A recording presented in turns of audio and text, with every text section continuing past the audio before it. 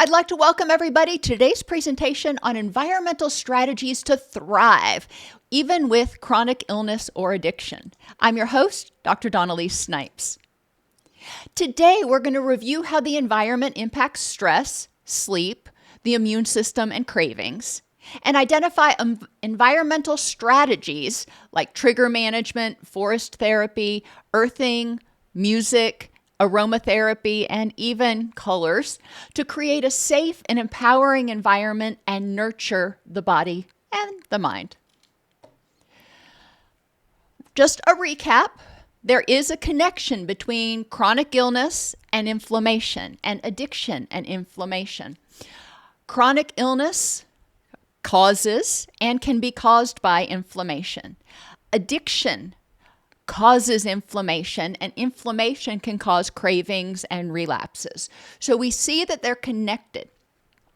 Stress in any piece of your life, physical, interpersonal, environmental, cognitive, or emotional, causes inflammation. When we have stress, it triggers that stress response. And if it's just every once in a while, it's fine. But chronic stress will trigger that stress response, which will eventually lead to uncontrolled systemic inflammation, which also causes changes in our hormones and our neurotransmitters, which lead us to feel depressed and may trigger cravings. When our neurotransmitters get out of balance, when we don't have enough dopamine, don't have enough serotonin, we start craving. Whether you're craving alcohol or chocolate or something in between, we often do have cravings. It's our body's way of trying to help us self-medicate. Inflammation itself is a form of stress. Now, it's a good thing when it is appropriate. When you break your arm or sprain your arm and it gets inflamed, that's the body trying to heal itself. It's bringing all the tools and all the crews to that area to fix the problem that's going on. So, of course, it's going to take up more room.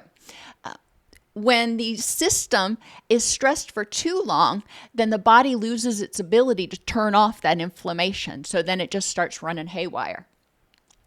Managing chronic illness and addiction in part means reducing inflammation directly. So if you've got Crohn's disease or celiac, not eating those things that are going to aggravate, that are going to trigger a flare. Obviously, we don't want to do that. Trying to manage our health so we're not getting sick, which causes stress and inflammation. And we want to reduce stress because stress indirectly causes inflammation. The environment impacts chronic illness and addiction via sensory information and prior learning. What we see, what we hear, what we smell, what we taste. And yes, I know I have that on the same line. Taste is one that may not be as prevalent for a lot of people with chronic illness. It's like, well, how is taste going to trigger me or cause inflammation? But it's interesting that what we smell often affects how things taste. I was drinking goat milk the other day, and first time ever trying to drink goat milk. But goat milk tasted like goats smell. And I was kind of struck. We weren't even on the farm, but I was struck by how it triggered that memory I have of being around goats and what goats smell like. And then touch, which can include temperature and ergonomics. And we're going to talk about modifying potentially each one of those. This information that we get from those senses can be uplifting and empowering or stressful and triggering. We're going to start with the most mundane aspect of environmental modifications, and that's triggers. Triggers are not bad. Triggers are just something that kicks off a reaction. And so we can have something that triggers distress or something that triggers feelings of happiness and comfort and empowerment. So it's important we get away from this notion that all triggers are bad. No, we can put triggers in our environment for positive things. So we're going to start out with distress triggers because, why not? Sights, things that you see, whether it's a picture or a television commercial or a television show, something that you see that triggers memories, triggers thoughts that are distressful to you. Environments that you may be in. Sometimes if you are in a really busy environment, it may feel distressful to you if you don't like being around a lot of people, or being in church or in a school or in your boss's office or whatever. There are certain environments that may feel a whole lot more stressful to you. Sometimes you can't avoid those environments completely, but sometimes you can. What can you do, for example, if you're going to a busy restaurant and you really don't like people walking around behind you? Well, ask to be seated next to a wall so you can have your back to the wall. Go during a time when it's not as busy. 8 o'clock on a Friday night probably ain't going to be the best time. But modify your environment or talk with whomever you're going out with and say, you know what? I'd really like to choose a place that's a little bit lower key. Those are all things we can do to modify our environment. With pictures, we can add empowering pictures. We can take away sights, things that we see in our environment that add stress. That includes clutter. If clutter stresses you out, well, then clean it up. And sometimes you may not have the energy to do a lot of cleaning, so cleaning it up means getting a big old laundry basket and just wiping everything off the table into the laundry basket and setting it aside for the minute. And that's okay. Sometimes we don't have the energy to appropriately put everything away in its place. You just don't want to end up with 15 laundry baskets that you've got to deal with later. Colors also can add stress or can add happiness. Colors for a lot of people are associated with memories. And there are certain colors that I've seen that remind me of being in a very institutional, cold environment. Those really bluish, gray, cold colors. I don't like them. I'm not a fan of gray anyway. When I look at houses, when I look at the paint on the walls, if it's gray, I'm like, oh, that's going to have to be changed if I move in here. Because I prefer a butter color, a moderate medium yellow, as you can kind of see on my back walls here. It's not super bright, but it's warm. And that works for me. Some people love cool colors, and if that works for you, more power to you. It's important to know what makes you feel content, what makes you feel happy. If you can't paint the walls, okay, that's fine. Put pictures up, get throw pillows, add color wherever you can. Get throw blankets. I think, you can't see them in this image. If I switch over here, you can kind of see back on the back wall, I have that's actually a throw blanket that is woven, but it is pictures of cats. And it's pretty and it's colorful and it's soft and it absorbs sound. So that helps a lot. In terms of sound, knowing what bugs you and knowing what is soothing is important. The intensity of the sound. Are you sensitive to how loud sounds are, or the intensity of various wavelengths, I guess, within the spectrum? Really high treble or really low bass are painful to my ears. I don't like to hear them. But that middle spectrum, yeah, I'm all about that. I will totally rock out. The pitch, again, the high sounds. When we talk about white noise at the end of the presentation, white noise has equal emphasis across all levels of the spectrum. And it's too hissy, too high-pitched for me. It hurts my ears. I don't like white noise. I'm very particular on what brown noises I listen to. Ambient sounds. Sometimes there are sounds in the background that are bothersome. My husband jokes around here because the lawn services are neighbors, and it always feels like every time I'm ready to go out, and I know always and every time, cognitive distortions, but whatever, it feels like there's constantly what we call a weaponized lawnmower going on. It's just that loud, unending hum that drowns out the birds. It drowns out everything else. It annoys me, but there's nothing I can do about it. When the lawnmowers are out, I close the windows, I turn on music, everybody's happy. Voices that remind you of a stressful time in your past. Maybe somebody's talking and they sound just like somebody from your past. That can be stressful. Now, you can't make them change their voice, and it's probably not nice to say, you're triggering me, shut up. No, that's probably not going to work. But recognizing that projection you're experiencing and dealing with it. Recognizing when this person speaks, they sound just like so-and-so. But based on the facts in this context at this time, I recognize that this is not so-and-so. And turning your attention to what is being said can be more helpful. Excuse me.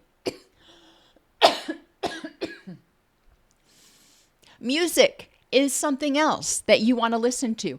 Some people don't like opera, for example. And if you don't like opera, that's going to be stressful if it's blaring. Or if your neighbor is blaring it. You may choose to invest in noise-canceling headphones or noise-canceling earplugs. They have earplugs now that are what I call semi-noise canceling, where you can wear them and it cuts out a lot of the background noise, which is really cool for people who have a hard time filtering that out. But doing whatever you can to make your environment less punishing can be really beneficial. And then misophonia. And this tends to be more prominent in people who are already stressed, but not always. Misophonia is when you have a strong emotional reaction. It's just like, oh, it drives me crazy when you hear a particular sound, like your spouse chewing, or, chewing is a big one that is very common with misophonia. My dogs, when they lick their paws, they're just licking and licking and licking, and it drives me nuts. Recognizing that and saying, okay, what can I do to address it? How can I prevent it? When the dogs are doing it, the dogs get put out of the room. If you can't stop licking, you're going to go out the room. Getting, like I said, those partially blocking earbuds can be really helpful because it may block out enough of that sound where you're not hearing it. Knowing what your triggers are for when your misophonia gets worse and what makes it better, really important because it's empowering. When you know this is a distress trigger, but I can counter it with this positive trigger. I can counter it or prevent it or mitigate it this way. That's very empowering, which will help reduce your stress. Smells are the same way. The intensity of smells can be overwhelming to people. And I'm one of those people that my husband says I've got a bionic nose. And the intensity of smells, whether it's aromatherapy or colognes or anything, can get overpowering to me really quickly. Even the air fresheners, Febrezes and stuff that you spray, can be so overpowering that I start getting a headache. And some people, it'll trigger a migraine.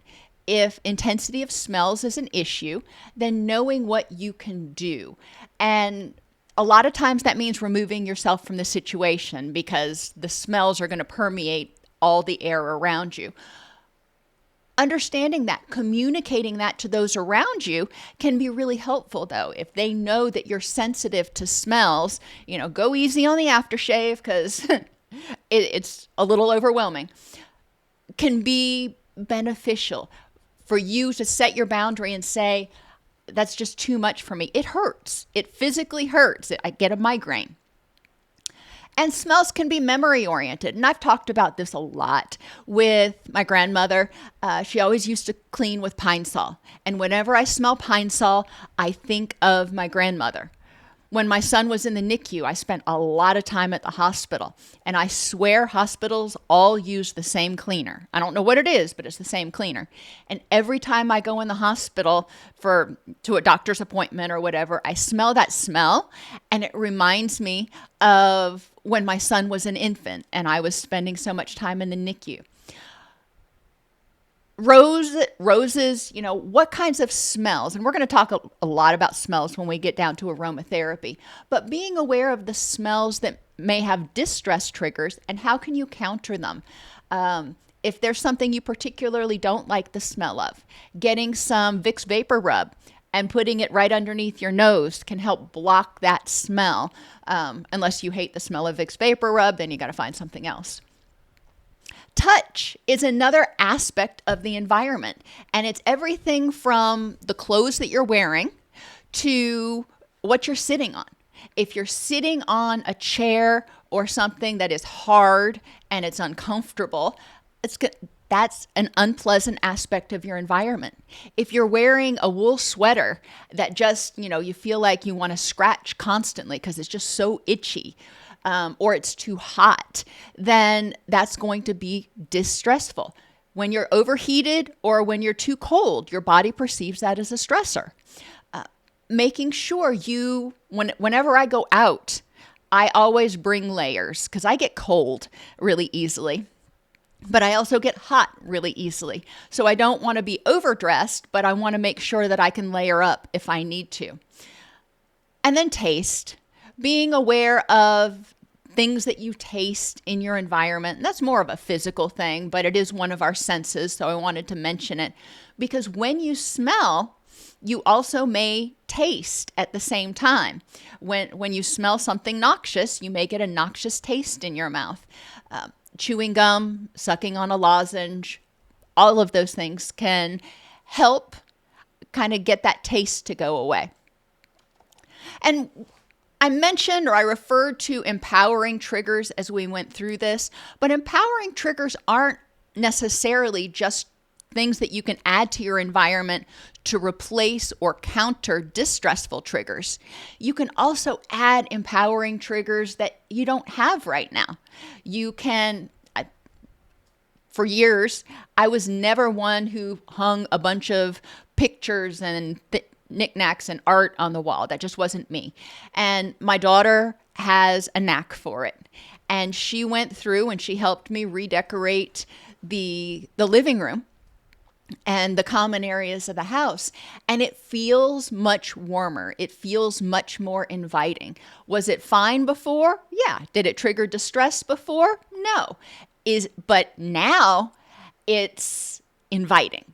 There's a difference. Forest therapy, also called forest bathing, Shinrin Yoku, and I probably didn't pronounce that right, but I did my best, began in Japan in the 1980s as a national response to a spike in population stress-related chronic diseases such as heart disease, hypertension, diabetes, depression, and suicide. All of these are stress-related chronic illnesses. Forest bathing or forest therapy can be done a variety of ways. You can do it guided or independently. So you can do it guided with a guide, or you can do it guided as part of a group. You can do it guided in real life, walking through a forest or an arboretum, or you can do it guided with virtual reality. And they've found that when people are doing guided forest bathing, that there is a greater emphasis on their sense of a change of emotion and social connection.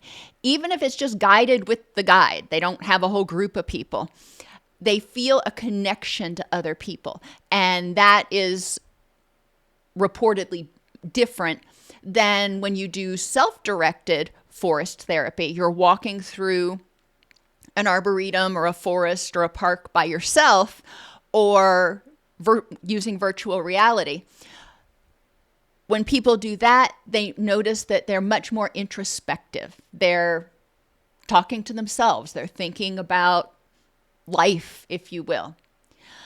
They found that the best amount of time for forest therapy is 12 to 60 minutes, depending on how much time you have, every day or every other day. But it must be mindful. You can't just go to the park and go on a walk and be bebopping around thinking about anything and everything and all over the place. That really doesn't do any good. You need to be mindful of, I'm going out here and I'm going to be in the present moment. I'm going to notice the trees. I'm going to notice what I smell. I'm going to notice what I feel and what I hear. The benefits of forest therapy are many. Improved cardiovascular function, hemodynamic, which is your blood, neuroendocrine, which are your hormones, metabolic, immunity, inflammatory, antioxidant, and electrophysiological indexes. So basically, every aspect of our body machine can be tuned up a little bit with forest bathing. They found it enhances mood, attitude, and your feelings toward other things, whether it's something that you see in the environment like rabbits or snakes or dogs, or your feelings toward something else that you encounter once you're finished forest bathing. They found that people tend to be more accepting or tolerant.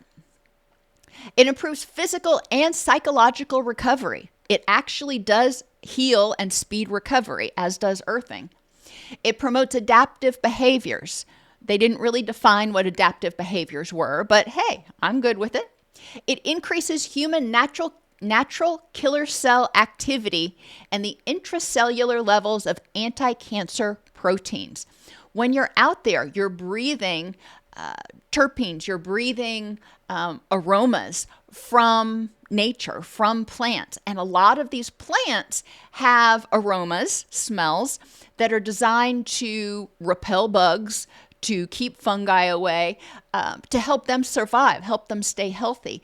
And they speculate that inhaling these chemicals actually helps improve our immunity.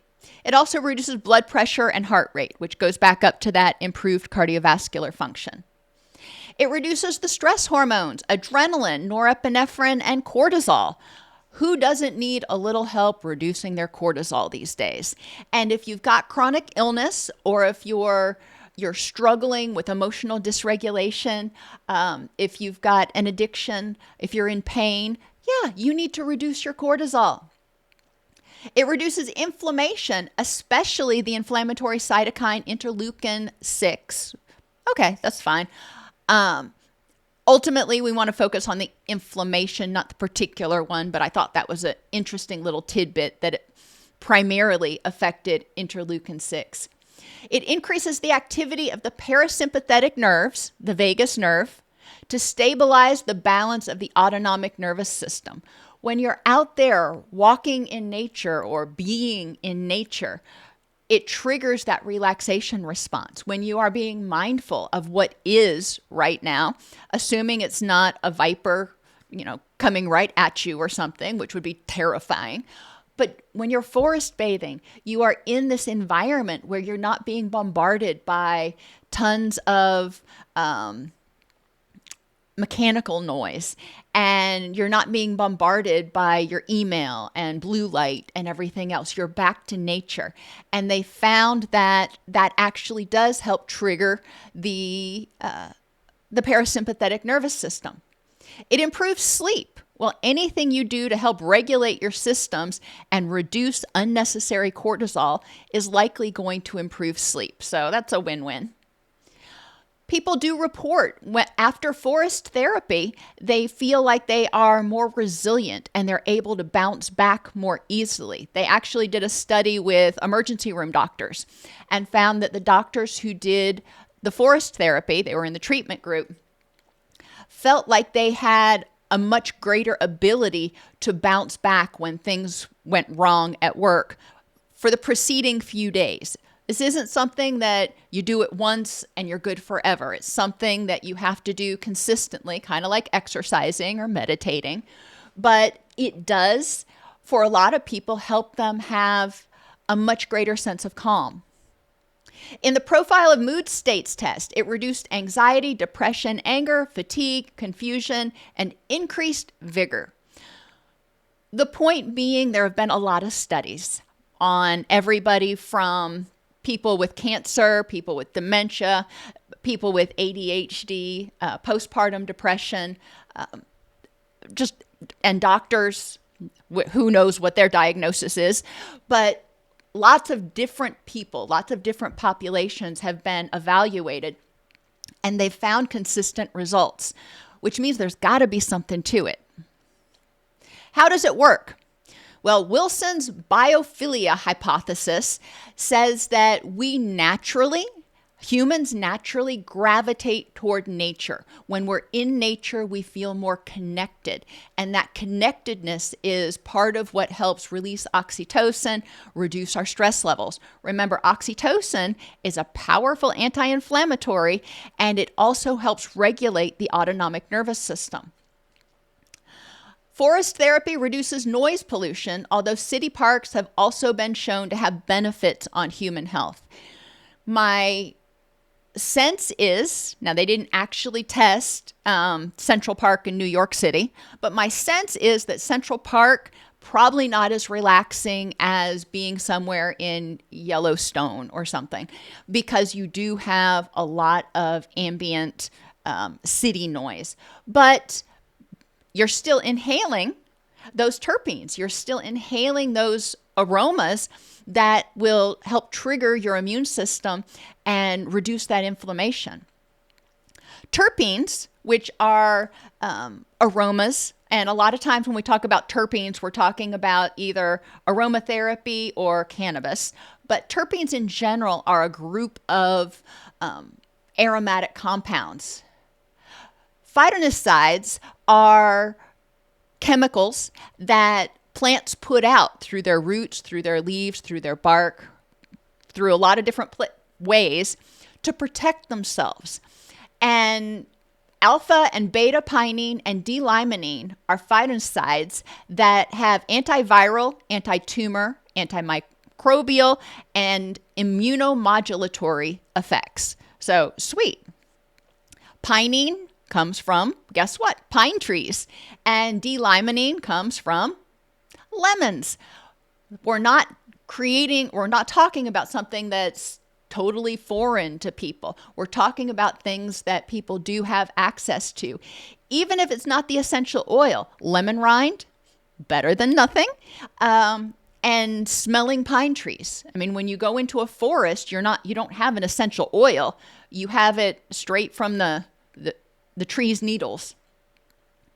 Forest therapy refocuses your attention and assists with distress tolerance through what's called the gate control theory.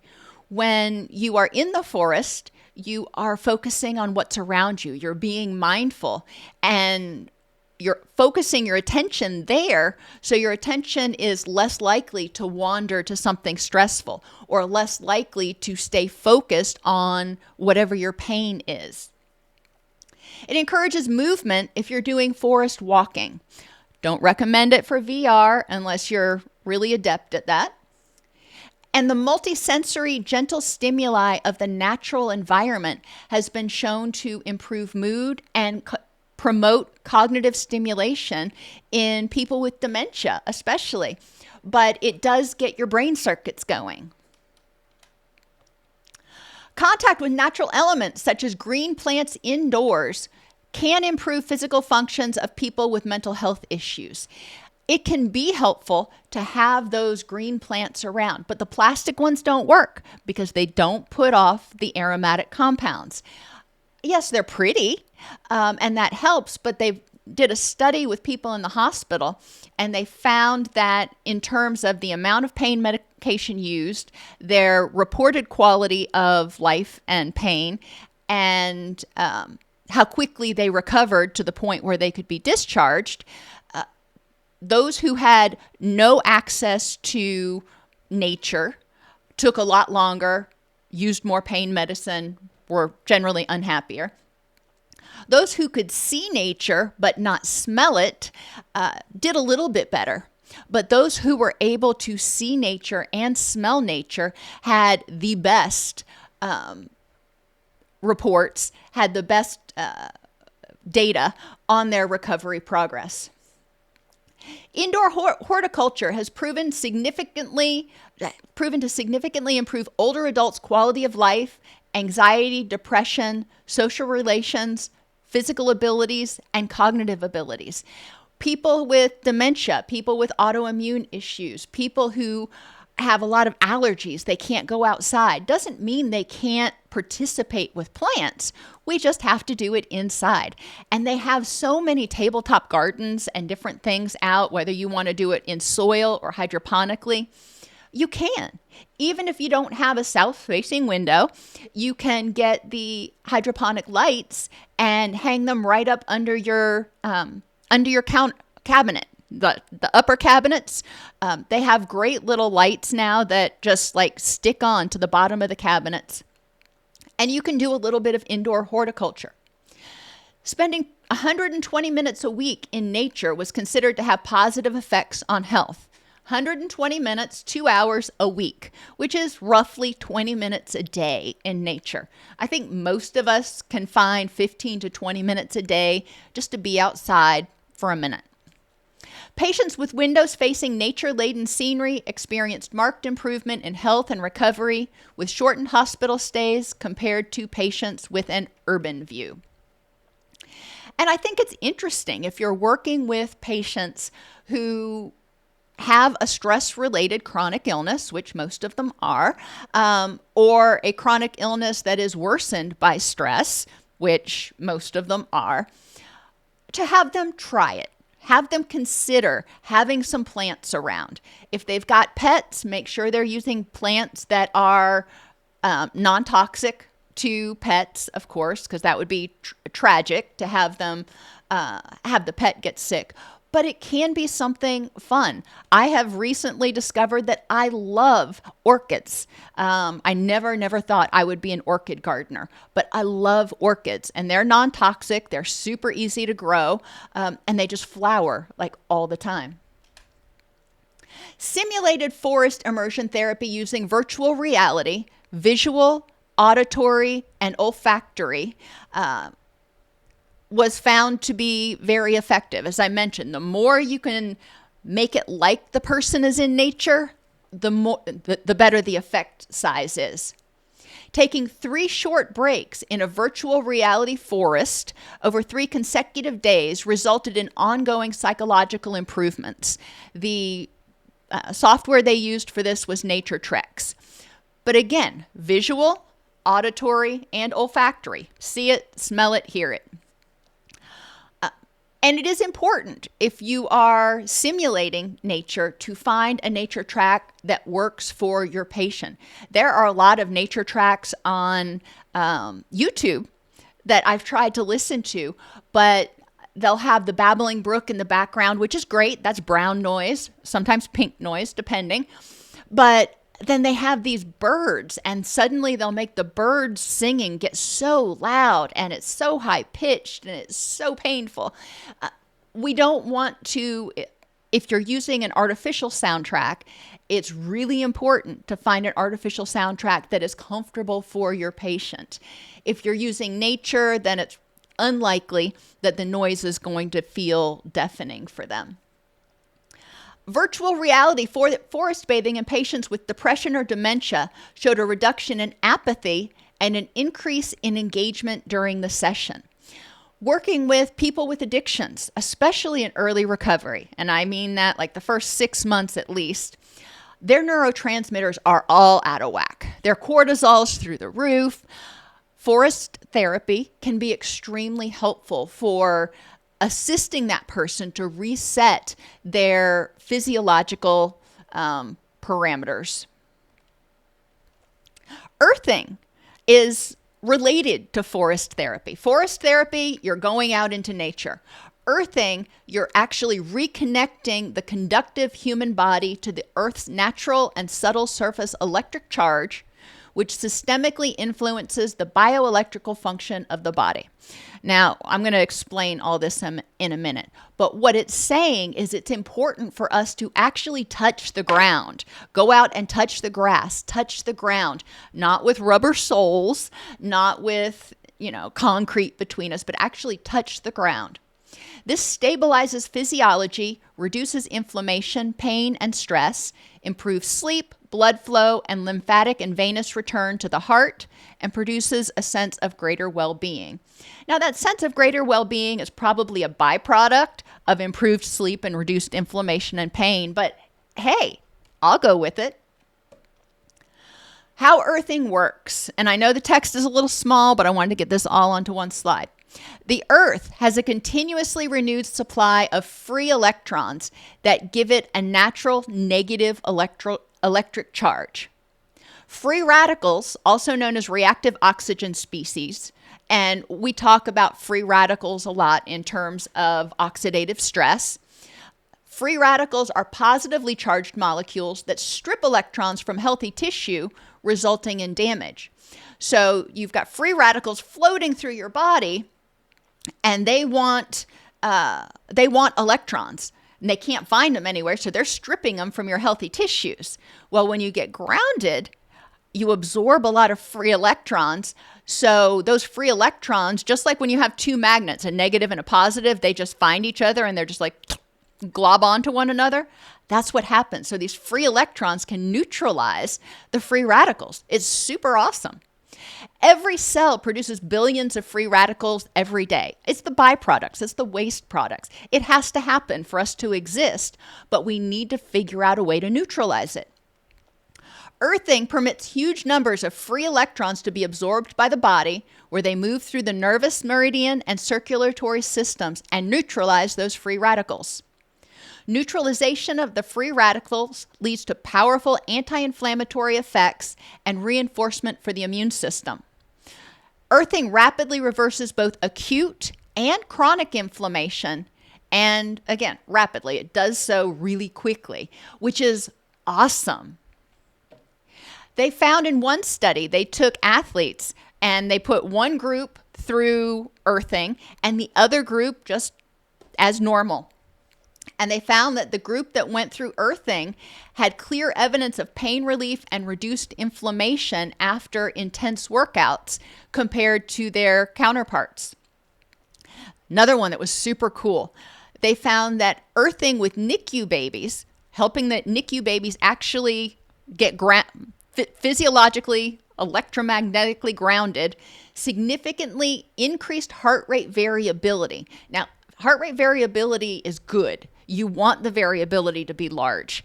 So increasing heart rate variability indicates improved vagal tone, and because that shows that when you get stressed, the ability of the vagus nerve to bring that stress response down and down quickly is more robust.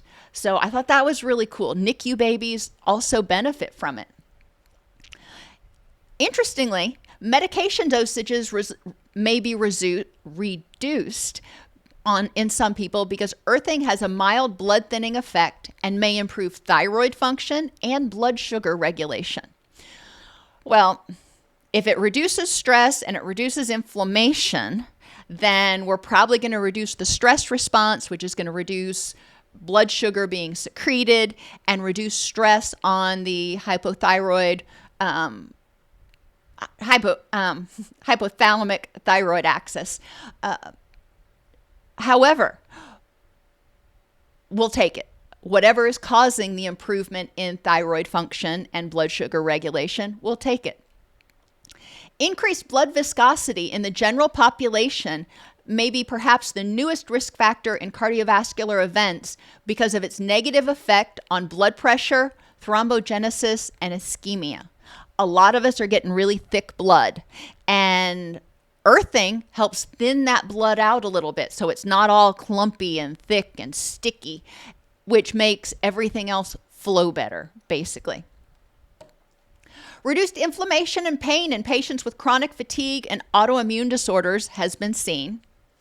Improved gut microbiome due to reduced inflammation. When we have stress, it causes inflammation. When we have inflammation, it causes stress. Both of those cause our gut microbiome to get altered, to become inhospitable to the positive bacteria. So as people reduce stress and inflammation, the gut microbiome improves. We see improved immunity, slowed aging. Well, if you are neutralizing those free radicals, then you are definitely addressing one of the issues that has been linked to aging. And improved wound healing.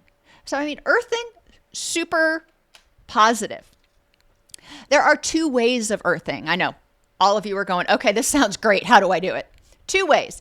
Indoors, you can use earthing systems, and you can get them off of Amazon or somewhere. They're not all that super technical.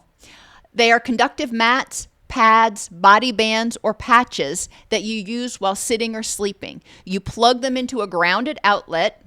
And if you have a pad, a lot of people have a pad they put under their desk, and they set their bare feet on that pad, and that grounds them.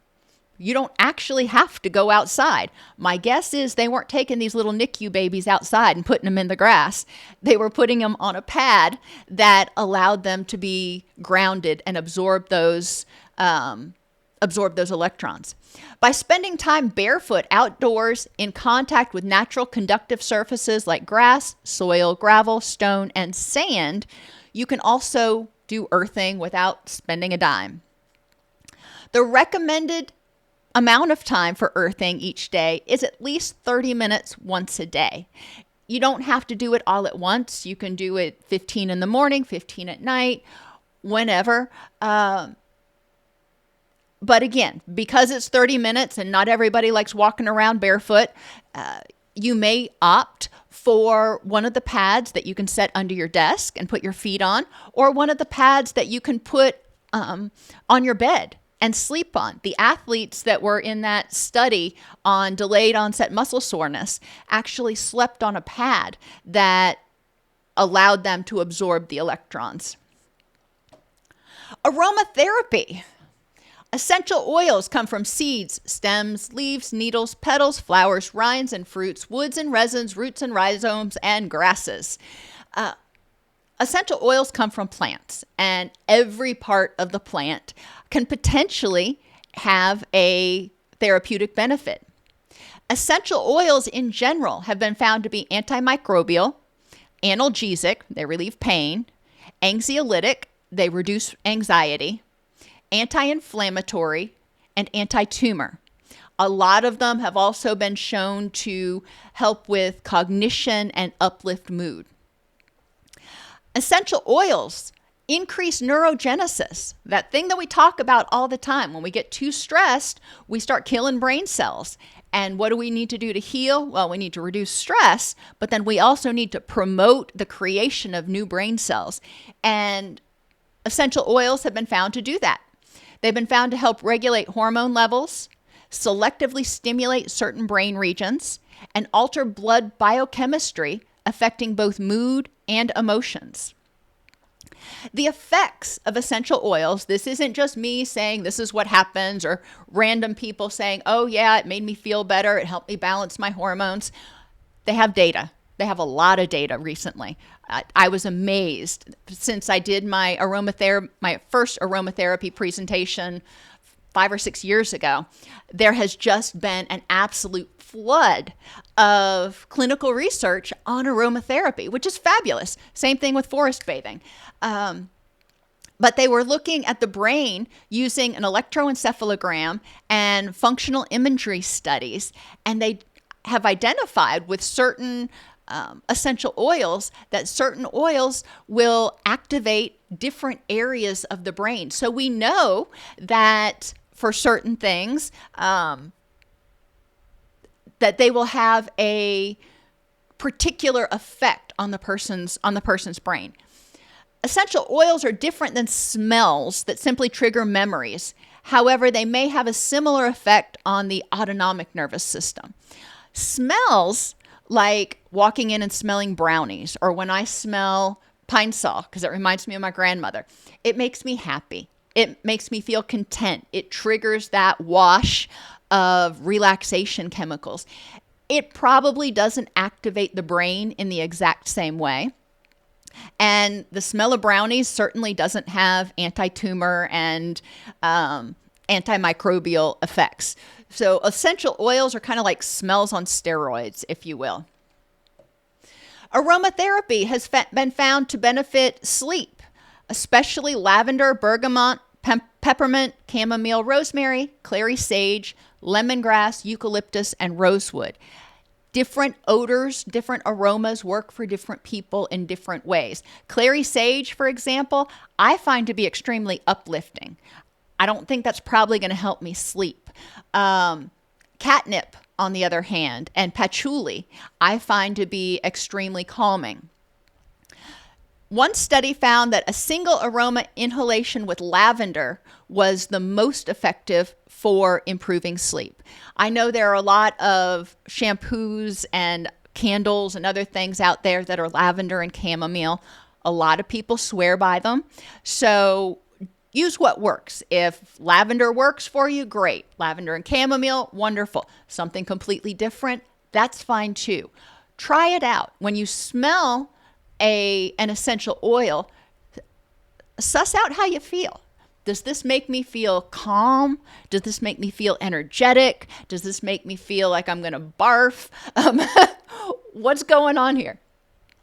In terms of anxiety, citrus essential oils and rose essential oil were both effective at regulating blood pressure, heart rate, and heart rate variability in clinical trials.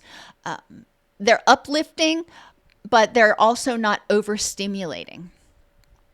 Cognitive dysfunction. There was a fascinating study that I actually shared in the community section on the YouTube channel. There was a fascinating study that showed that older adults with cognitive decline who inhaled menthol evidenced an improvement in their cognitive functioning, and even those with dementia showed improvement in their cognitive functioning. Citrus oils and lemongrass have also been studied in different situations with people with cognitive decline or who are just burned out and having difficulty focusing, and they found that those can also be effective for cognitive dysfunction. With people with dementia, rosemary, camphor, and lemon have been found to be effective for daytime use because we want people with dementia to be awake during the daytime but not anxious. And genuine lavender and sweet orange have been found to be effective for nighttime use. Now, so this study found that it wasn't single lavender, it was lavender and sweet orange that were effective for nighttime use. During the day, the patients with dementia wore an aroma pendant, so every time they moved, they got a little whiff of it. And then at night, there was an ordinary diffuser that was placed in their room. They've also used essential oils in emergency rooms to help reduce people's anxiety and found a lot of benefit from that. In terms of anti-inflammatory, rugosa rose alleviates inflammation and oxidative biomarkers such as nitrous oxide and reactive oxygen species or free radicals. Lavender also has been found to be a potent anti-inflammatory. Lavender is I think it's the one that's the most studied. So I'm not going to say it's the best at doing a lot of things. I'm saying it's the most studied for a lot of things, but it does have a lot of benefits. To combat fatigue, citrus or essential oils like lemon, orange, and bergamot were found to be very effective. As a note, essential oils can be very toxic if ingested or even absorbed, like through massage. Older adults, children, pets, and those with liver or kidney disease may be more significantly impacted. Always start low and start with the least invasive. Start with, exposure through inhalation. Let them smell a cotton ball or something. And anytime you apply essential oils to the skin, make sure you read the directions on how much to dilute it so you don't cause a photosensitivity or some sort of allergic reaction or worse. Aromatherapy activates the olfactory system through your nose and produces immediate changes in blood pressure, pulse rate, muscle tension, pupil dilation, body temperature, and blood flow. When you smell the essential oil, those molecules travel to the olfactory bulb where it triggers signals that are sent to the amygdala, fear processing, which triggers an emotional response. And hopefully it's not fear. And then that emotional response may also communicate with the hippocampus to figure out what memories are being triggered at this point in time.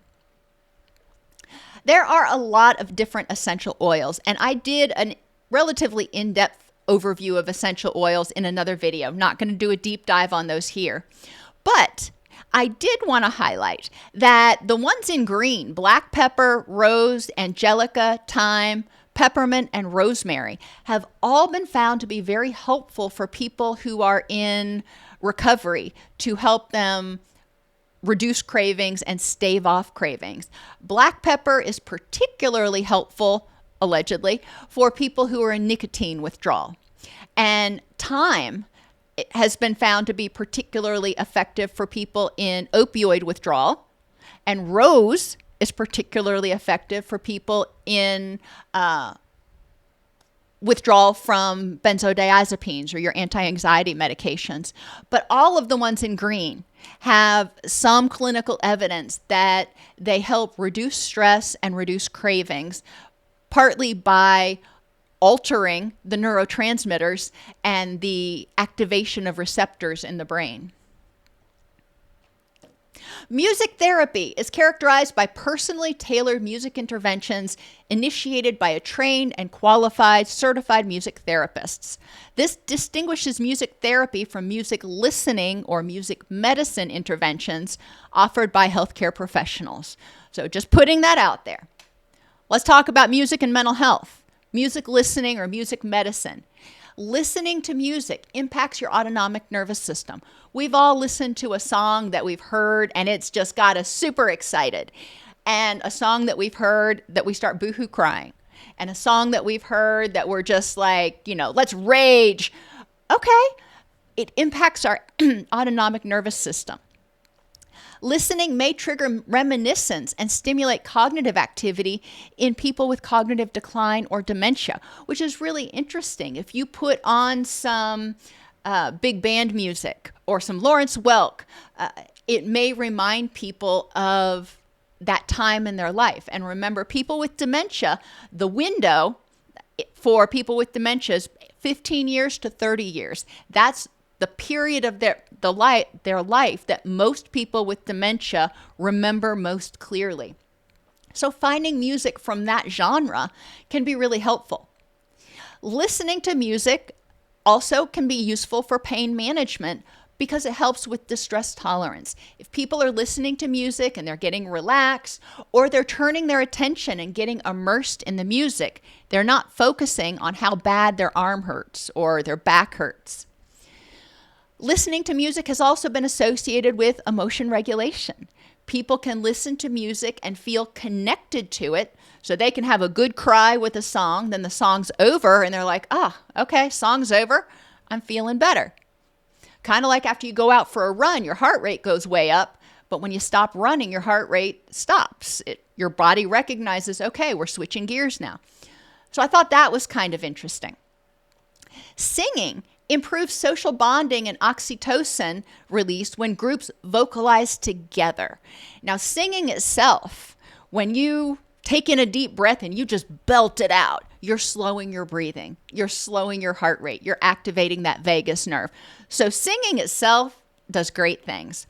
But when you sing with a group, it actually also increases the release of oxytocin and increases feelings of connectedness, which I thought was kind of cool. And it doesn't have to be singing any particular songs. It can be chanting. It can even be just any kind of vocalizing together. If you're chanting at a football game or something, you're actually releasing oxytocin. Who knew? Drumming promotes focus and flow. Flow is a state where you're deactivating your prefrontal cortex. You're not thinking anymore. You're just getting into a zone. A lot of runners get into a flow state when they're running because they're just very rhythmically running, and every step is at about the same pace. You can do the same thing with drumming if you're not a runner. The other benefit to drumming or running, but with drumming, is bilateral stimulation. You can tap, tap, tap, tap, tap, tap, or you can alternate between the two of them. But that helps keep the mind engaged to what's going on. And finally, noise. White, brown, and pink noise. I mentioned at the beginning that I really hate white noise. It hurts my ears.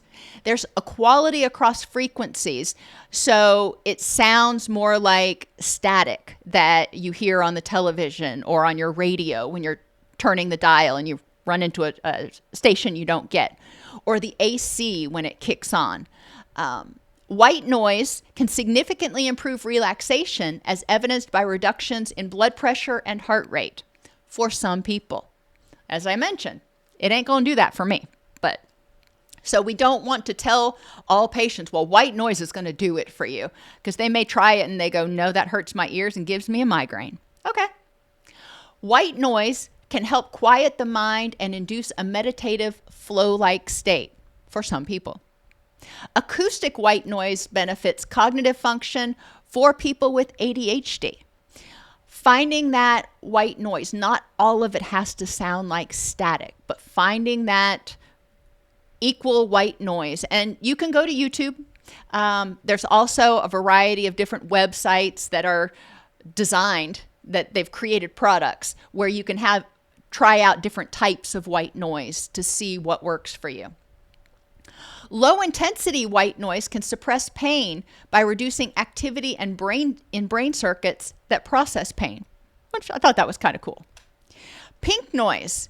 These are lower frequencies than white noise, so it takes out that really high treble sound that sounds like too hissy.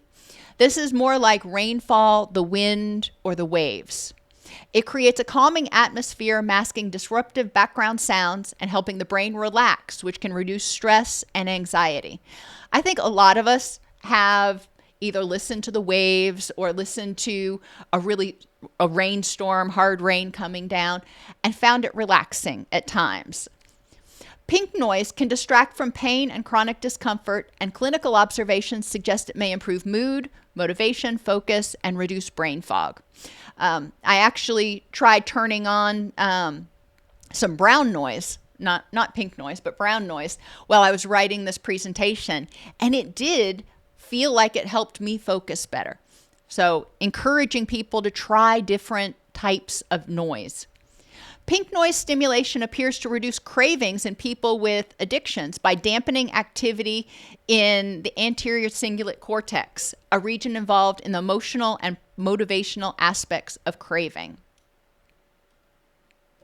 Brown noise is a deep, soft, and rumbling sound, similar to the roar of a waterfall, distant thunder, or heavy rainfall, or my favorite, an ocean liner.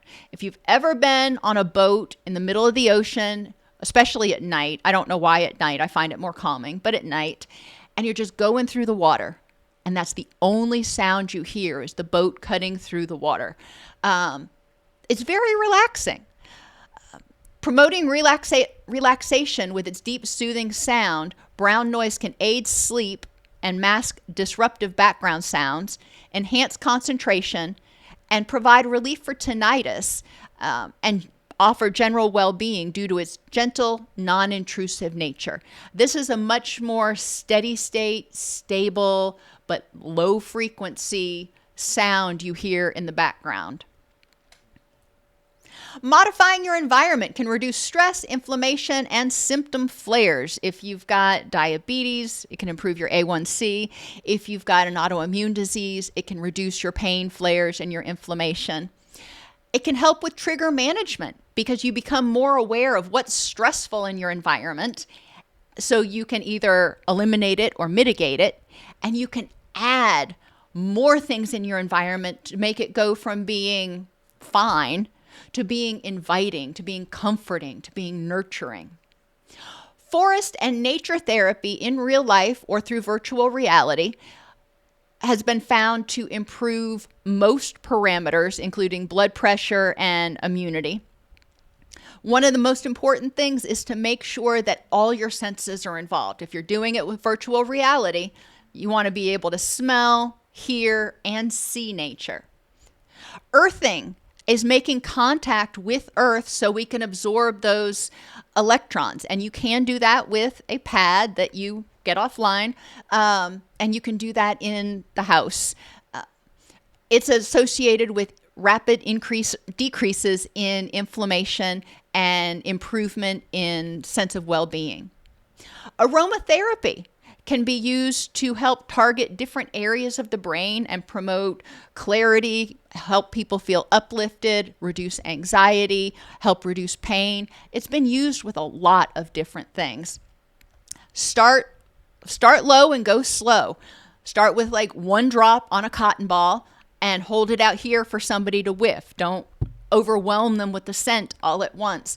Let people decide how intense they want the scent and which scents work for them, which scents make sense. Music, songs that we listen to, singing and drumming can all contribute to the mood and the energy in your environment. And white, pink, and brown noise can all be used to help create a sense of calm by providing an ambient background noise that is close to nature and that promotes that biophilic hypothesis that as humans we are drawn to and feel more connected to the world when we are immersed in nature.